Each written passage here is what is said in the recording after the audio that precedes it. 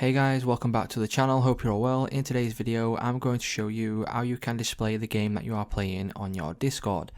So to do this, it's a really simple process. So the first thing we need to do once we are on Discord right here is come to the bottom left hand corner, click on the user settings icon, and then we will need to come to the left hand side bar here, and then we will need to scroll down until we see an option for activity privacy. Once you click on this, what that will do is it will bring you to here.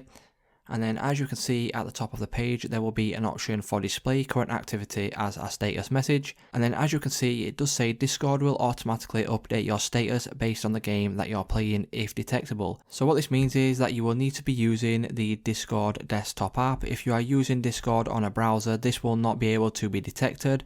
So then it will not obviously then show your game you're playing. So you need to be using the Discord, desktop app, and then this will mean that Discord will be able to detect any game that you will do play. So it's just that simple guys. If this video did help you out, please leave a like on today's video and I will see you in the next one.